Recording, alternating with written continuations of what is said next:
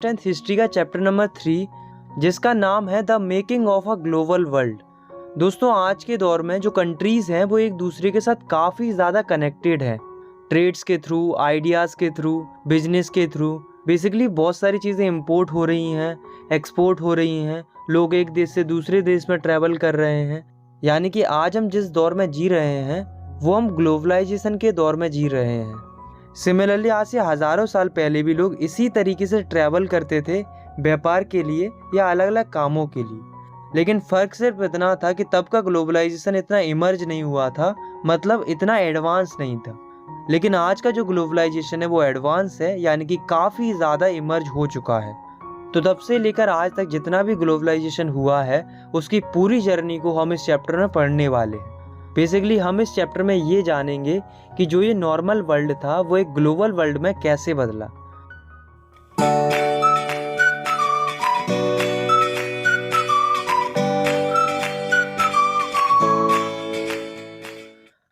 हमारे चैप्टर की शुरुआत होती है आज से हज़ारों साल पहले से, यानी कि द प्री मॉडर्न वर्ल्ड से। लेकिन उससे पहले हमें ये समझना होगा कि ये ग्लोबलाइजेशन क्या होता है। तो ग्लोबलाइजेशन का मतलब होता है the movement of goods, capital, services, ideas and people from one nation to other nation is called globalization. मतलब एक कंट्री से दूसरी कंट्रीज में गुड्स का, सर्विसेज का, आइडियाज का, कैपिटल का एक्सचेंज होना और लोगों का माइग्रेट करना, इसी को बोला जाता है ग्लोबलाइजेशन। तो काफ़ी पुराने समय से, यानी कि आज से हज़ारों साल पहले से जो ट्रैवलर्स थे, ट्रेडर्स थे, प्रीस्ट थे, पिलग्रिम्स थे, ये काफ़ी लंबी लंबी डिस्टेंसेस ट्रैवल करते थे अलग अलग कामों के लिए, जैसे कि नॉलेज के लिए, अपॉर्चुनिटीज़ के लिए, और कई लोग तो स्पिरिचुअल फुलफिलमेंट के लिए ट्रैवल करते थे, मतलब आत्म शांति के लिए ट्रैवल करते थे। तो क्या ये केवल ट्रैवल करते थे? नहीं, ये अपने साथ अलग अलग चीज़ें ले जाते थे, जैसे कि goods, skills, idea, money, invention, जहाँ तक कि ये जर्म्स एंड डिसीजेस को भी अपने साथ ले जाते थे। दोस्तों आज के समय में हमें ऐसे कई सारे एविडेंस देखने को मिलते हैं जिनसे हमें ये पता चलता है कि आज से हज़ारों साल पहले भी लोग ट्रेड किया करते थे, यानी कि व्यापार किया करते थे। जैसे कि आप इस पिक्चर को देख सकते हो, इसमें इनको बोला जाता है कौरीज। पुराने समय में लोग इनको एज अ करेंसी यूज करते थे और ट्रेड किया करते थे इनको अपना मीडियम मानकर, जिनके अवशेष मालदीव, चाइना और ईस्ट अफ्रीका में देखने को मिलते हैं। इसके अलावा हमें और भी एग्जाम्पल्स देखने को मिलते हैं जो कि सीधा सीधा ये स्पष्ट करते हैं कि पहले के टाइम पर ट्रेड होता था और वो भी इंटरनेशनल ट्रेड होता था। Silk routes link the world. दोस्तों उसी दौर में कई सारे रूट्स हुआ करते थे, यानी कि रास्ते हुआ करते थे जिन्हें सिल्क रूट बोला जाता था।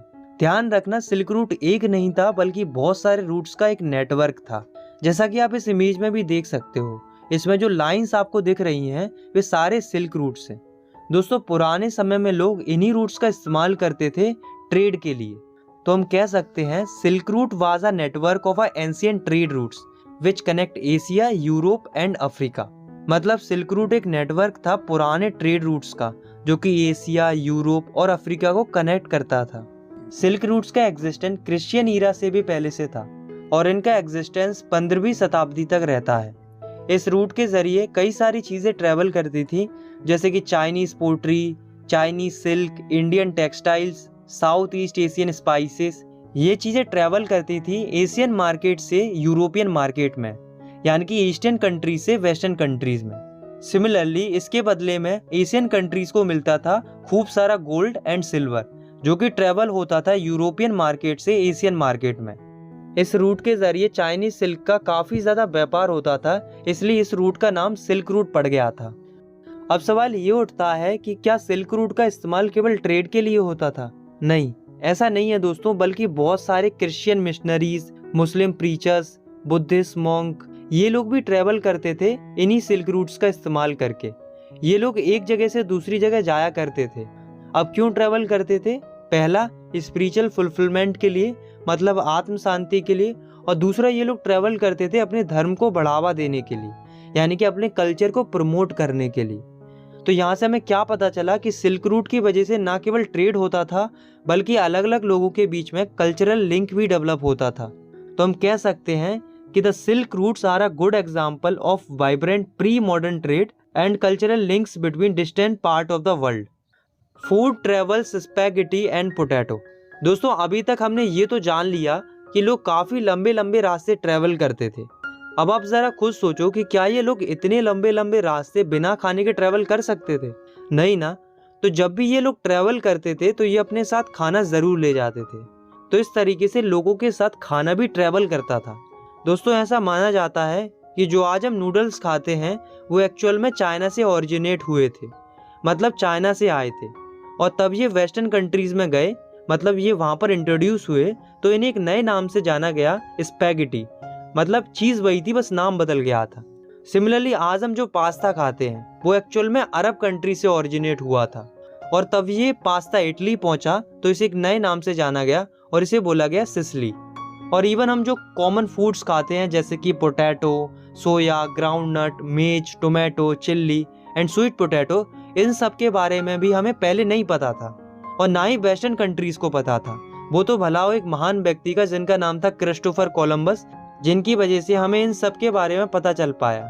देखो हुआ क्या था कि 16वीं सेंचुरी में क्रिस्टोफर कोलंबस नाम के एक एक्सप्लोरर थे जिन्होंने एक्सीडेंटली अमेरिका को डिस्कवर कर लिया। और उस समय पर अमेरिका में ऐसी कई सारी क्रॉप्स उगाई जाती थी जिनके बारे में किसी को नहीं पता था। तो जब क्रिस्टोफर कोलंबस ने अमेरिका को डिस्कवर किया तो उन्होंने इन क्रॉप्स के बारे में यूरोप को भी बताया और एशिया को भी बताया। तो जब यूरोप के देशों को आलू के बारे में पता चला कि आलू जैसा भी कोई फूड एग्जिस्ट करता है तो उनकी खुशी का ठिकाना नहीं रहा। आलू के आने की वजह से यूरोपियंस को एक बढ़िया फूड मिल गया था जिसे भी आसानी से खा सकते थे। लेकिन दोस्तों जिस आलू को लेकर यूरोपियंस इतना खुश हो रहे थे, उन्हें क्या पता था कि वही आलू लाखों लोगों की मौत का कारण बनेगा। बड़ी ही अजीब बात है ना कि आलू की वजह से कई सारे लोगों की जान चली गई। देखो हुआ क्या था कि जो यूरोप के जो लोग थे वो आलू के ऊपर इतना ज़्यादा डिपेंडेंट हो गए कि वे केवल आलू की फसल उगाते थे, बाकी फसलों पर ध्यान नहीं देते थे। ऐसे ही यूरोप में एक जगह है आयरलैंड करके, वहाँ पर क्या हुआ था मिड 1840s के टाइम पर लोग आलू के ऊपर इस कदर डिपेंडेंट हो जाते हैं कि वो अपने खेतों में केवल आलू की फसल उगाते हैं, बाकी कोई और फसल नहीं उगाते हैं। तो ऐसे में होता क्या है कि एक बीमारी फैलने लगती है जिसके चलते सारी आलू की फसल बर्बाद हो जाती है। चूँकि इन्होंने केवल आलू की फसल उगाई थी और आलू की फसलें खराब हो गई थी, तो ऐसे में इन लोगों के पास कोई और ऑप्शन नहीं था खाने के लिए, जिस वजह से कई सारे लोग भूखे मरने लगते हैं।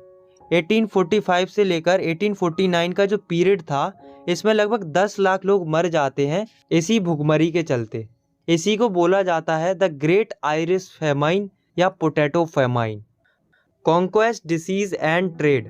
तो दोस्तों जैसा कि हमने देखा यूरोपियंस ने एशिया को डिस्कवर कर लिया था, सिमिलरली उन्होंने अमेरिका को भी डिस्कवर कर लिया था 16वीं सेंचुरी में थ्रू सी रूट्स। तो इससे फायदा क्या हुआ कि वे इन सी रूट्स के जरिए आसानी से ट्रेड कर सकते थे, जिससे उन्हें काफी ज्यादा मुनाफा हो रहा था ट्रेड में। अब देखो कहानी में ट्विस्ट आता है। होता क्या है कि यूरोप को लगता है कि क्यों ना कॉलोनी सेटअप की जाए, मतलब अलग अलग कंट्रीज के ऊपर कब्जा किया जाए। दोस्तों उस समय पर जो अमेरिका था वो 16वीं सेंचुरी में काफी ज्यादा रिच था रिसोर्सेज के मामले में। वहाँ पर अच्छी अच्छी फूड क्रॉप्स थी, वहाँ पर काफी ज्यादा प्रीशियस मेटल्स मिलते थे जैसे कि सिल्वर, जो कि काफी मात्रा में पाया जाता था। और तो और दोस्तों लोगों में एक चीज़ बहुत ज़्यादा पॉपुलर हो रही थी कि अमेरिका में एक सिटी है एल्डोराडो नाम की, जहाँ पर खूब सारा सोना है, वहाँ पर सोने के महल है, वहाँ पर सोने का सब कुछ है। तो ये सब बातें जब पॉपुलर हुई तो यूरोप को लालच आ गया और वो डिसाइड करता है कि अब वो अमेरिका को कॉन्कर करेगा, यानी कि उसके ऊपर कब्जा करेगा। तो मिड 16वीं सेंचुरी में बहुत सारे पोर्टुगीज एंड स्पेनिश लोग निकल पड़ते हैं अमेरिका को कॉलोनाइज करने के लिए। तो ये लोग क्या करते हैं, ये लोग ना ही मिलिट्री का यूज़ करते हैं ना ही आर्म्स का इस्तेमाल करते हैं, बल्कि ये लोग इस्तेमाल करते हैं डिसीजेस का। दोस्तों जैसा कि हमने पढ़ा था कि जो अमेरिका था वो काफ़ी लंबे समय से बाहरी दुनिया से डिस्कनेक्टेड था, इसलिए वहाँ पर रह रहे लोगों का इम्यून सिस्टम बहुत ज़्यादा वीक था। इसी बात का फ़ायदा उठाते हैं पोर्टुगीज एंड स्पेनिश लोग। ये लोग जब अमेरिका जाते हैं तो ये लोग अपने साथ ले जाते हैं कई सारे जम्स एंड डिसीजेज, जैसे कि स्मॉल पॉक्स, चिकन पॉक्स। तो जब ये डिसीजेज अमेरिका में फैलती हैं तो कमज़ोर इम्यून सिस्टम होने के कारण अमेरिका के कई सारे लोग मर जाते हैं इन बीमारी के चलते। तो इस तरीके से बिना हथियार और आर्मी का इस्तेमाल किए यूरोप आसानी से कॉन्कर कर लेता है अमेरिका को। लेकिन दोस्तों इतना सब कुछ होने के बावजूद भी यूरोप पूरी तरीके से खुश नहीं था। क्यों? क्योंकि उस समय पर यूरोप की पॉपुलेशन काफ़ी ज़्यादा थी, जिस वजह से 19वीं सेंचुरी तक यूरोप भी कई सारी समस्याओं से सफ़र कर रहा था, जैसे कि डिसीजेस, पॉवर्टी, रिलीजियस कॉन्फ्लिक्ट्स, ये सब भी देखने को मिल रहा था। दोस्तों 18वीं सेंचुरी तक इंडिया और चाइना वर्ल्ड की रिचेस्ट कंट्रीज थी और यही कंट्रीज वर्ल्ड ट्रेड में सबसे ज़्यादा डोमिनेट करती थी। लेकिन फिर क्या होता है कि जो चाइना होता है वो अपने सारे ओवरसीज कॉन्ट्रैक्ट तोड़ देता है और आइसोलेशन में चला जाता है, मतलब चाइना वर्ल्ड ट्रेड से दूर हो जाता है, जिस वजह से अमेरिका का इम्पोर्टेंस बढ़ने लगता है और धीरे धीरे यूरोप जो है वो वर्ल्ड ट्रेड का सेंटर बन जाता है, यानी कि the Europe become the centre of world trade.